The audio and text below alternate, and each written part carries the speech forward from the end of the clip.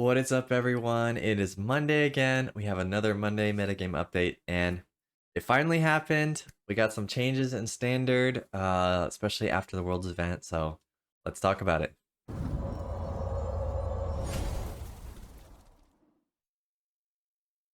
All right, so starting off in standard, we're gonna look at the tier list, and I'm gonna also talk a little bit about what I've seen in standard with my playing. But yeah, let's take a look. So in the tier list, we still see soldiers and mono white humans near the top, doing very well, very solid decks. But some of the ramp control, I don't, they're not really control decks, but the ramp decks are starting to do very well. We got the 4-color version, which is basically the same as the old version with Topiary Stomper, Atraxa, Herd Migration, and now it's running the up the Beanstalk card as additional draw. So not that new of a deck with just a couple new cards, and that's about it. But it's doing very well. It's able to survive until it can find the pieces that deal with the aggro decks, like Atraxa, like Sunfall, all that kind of stuff. So doing pretty good. Of course, Esper also very good. We saw spoilers if you didn't watch the Worlds tournament. Uh, spoiler here. We saw that Esper took down that Worlds tournament, and so yeah, Esper is very good and has the new Lord Skitter in there to help deal with some of the decks it was having trouble with before. Um, and then Naya Humans, of course, still very good. And then here's the other ramp deck, 5-color domain ramp. This is the one with the Cascade effect with the yeah, all the big creatures and the Cascade effects with the Bramble. I always forget the name of it. Little raccoon creature that has the adventure on the backside. So, um, yeah, that's kind of your top. I mean, mono red also a very solid deck. And we see there's an Esper control here, but haven't really seen a whole lot of people doing well with Esper compared with the other decks.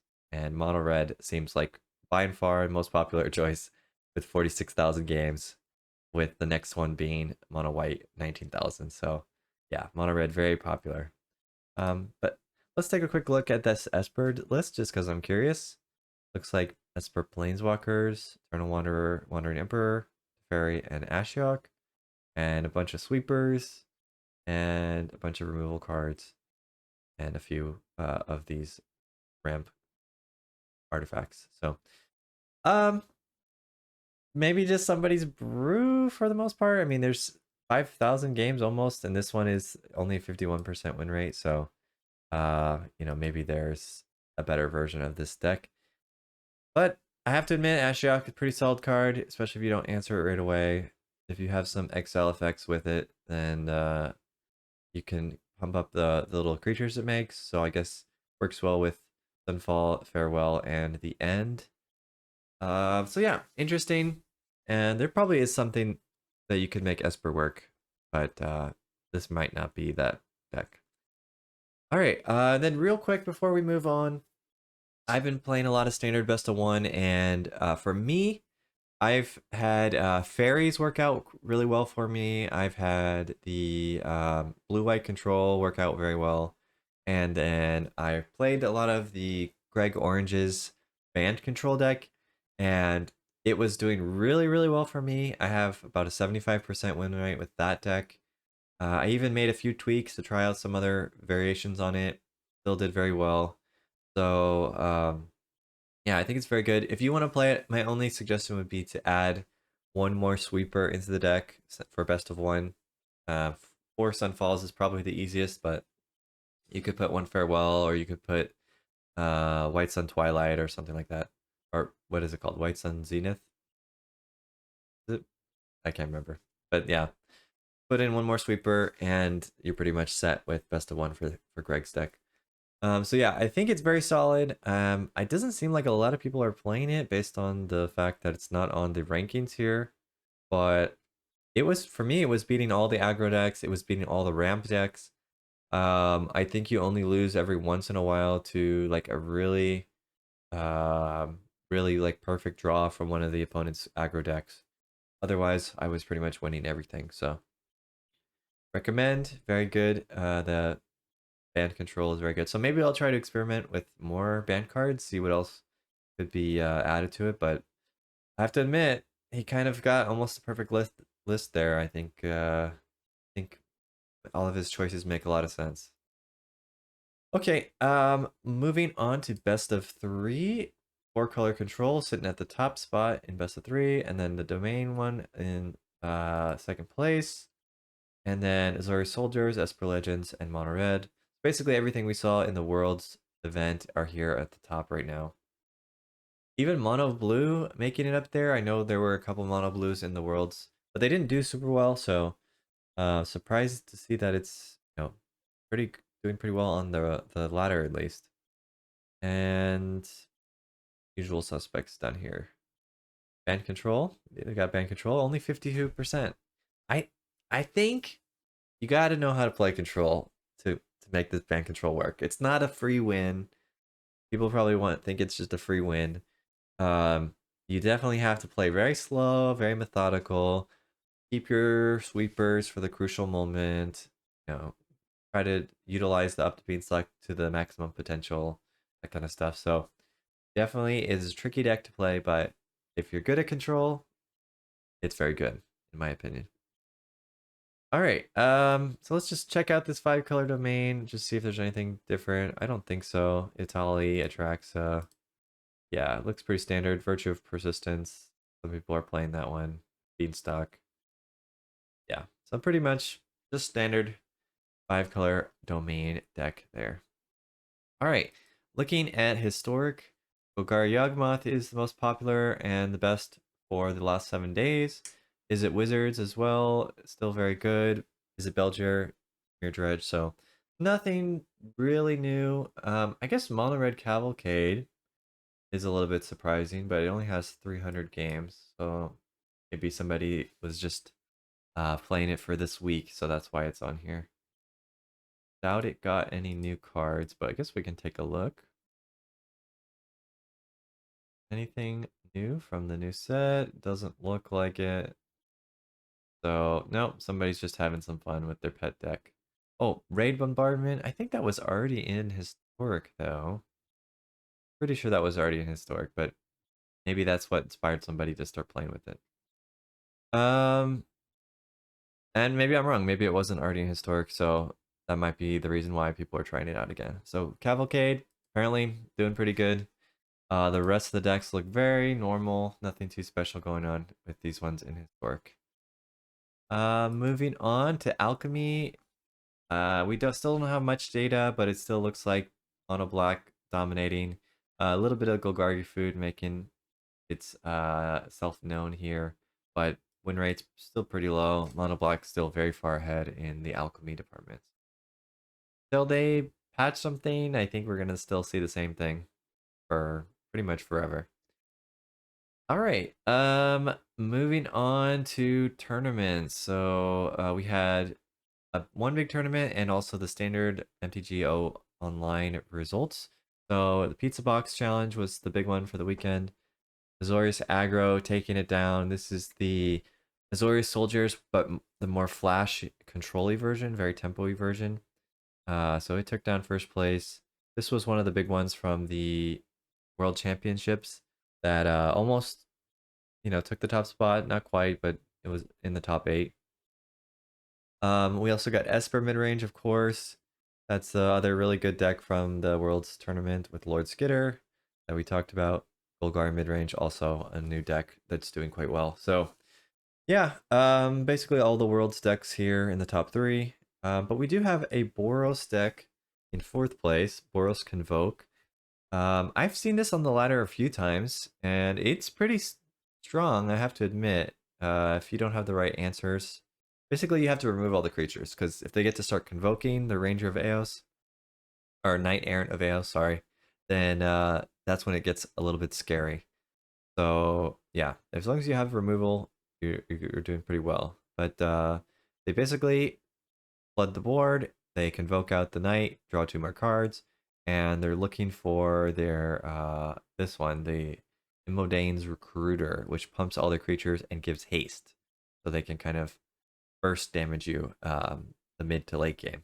So it's definitely a strong card, and they're even running this gleeful demolition that can blow up some of their like Skrells or Yotian Frontliner stuff like that to make a bunch of tokens, and then give them all +1 and haste. So pretty powerful stuff there. If someone finally did get this card to work, so that's pretty cool. But yeah, 4th place, not too shabby, 6-1. It's a new deck that wasn't in Worlds, or at least it didn't make top 8 of Worlds. So yeah, pretty cool. And then if we go to the standard challenge top 8 as well, we see pretty similar results, to be honest. We see the the flash tempo-y blue-white soldiers deck. We in first place. Second place is an Esper mid-range deck with the Virtue of Loyalty version. And third place, we saw this is the only outlier on this one. It's the Esper Control. Somebody's playing Esper Control with Quick Study, Builder's Edict, Cut Down, Negate, Void Rend, Make Disappear, Siphon, Insight, Memory Deluge. So lots and lots of instant speed stuff. Quick Study being the interesting one there. And of course, Void Rend is a very good card. Wandering Emperor is your win con and your life gain and your Planeswalker and stuff like that. And you're running a lot of lands and even some of the man lands, the Restless Fortress. Which is interesting, but the deck seems like basically it's just you never tap out, I guess is the goal of the deck. Never tap out until maybe late game when you can play a sweeper, stabilize, and then start winning with your lands. It's most likely the hope. So yeah, it's a super control deck, and surprised to see that it's possible. Maybe just the format is so mid-rangey at the moment. Lots of decks playing 1 creature a turn that you can kind of afford to do this, but yeah, pretty good on this person for getting 3rd place. That's all I'll say. Very impressive. And then 4th place, we got that Boros Convoke deck again. So definitely it's no slouch. Regal Bunnicorn is very good. Knight Errant of Eos, as we talked about, is a crucial part of that. And then also the Imodane's Recruiter is also a very good card. So it works out well for this deck. So yeah, pretty cool. So we did see a couple new decks coming up in these tournaments, doing very well. So there's still some fun out there in Standard. You can try out some new things. And all the Worlds decks are very solid. World Championship decks are quite good. So you can always check those out as well from my last video. And have some fun on the ladder with that. All right, so that's the tournaments. If we look at the Twitter stuff, there's not a whole lot going on. I got a few here, but a lot of them are nothing too special. This first one I really wanted to highlight because there was I believe, Pioneer tournament. Legacy tournament. This last weekend, and a lot of the decks in Legacy you can't really play in Historic, but this one, pretty much every card in this deck is in Historic. So I'm thinking that this. Well, okay, I lied. Treasure Cruise is not in Historic yet, but everything else is in Historic. So I think there is some possibility that this deck could be played in Historic. Though I guess Shieldred does mess things up a little bit. I guess it just depends if Shelly sees a lot of play right now. I don't think so, though. I think Shelly's kind of died off a little bit in recent times. So, yeah, I know Thing in the Ice is there. Arclight Phoenix. We got the new Picklock Prankster, Dummy Lich, Lightning Axe, Light of Hand just got released. So yeah, I think we have every single card except for Treasure Cruise. And I don't think Treasure Cruise is crucial. I mean, obviously it's a very good card, but yeah, I think it's possible. So just an idea. If you want to try something new, check out this deck. Pretty much all there in Historic, and it might be good. All right, next up we have this is the blue red white Convoke deck. We saw it already, but someone else was having a lot of success with it. Oh, actually, it's the person who did well in the Pizza Box tournament.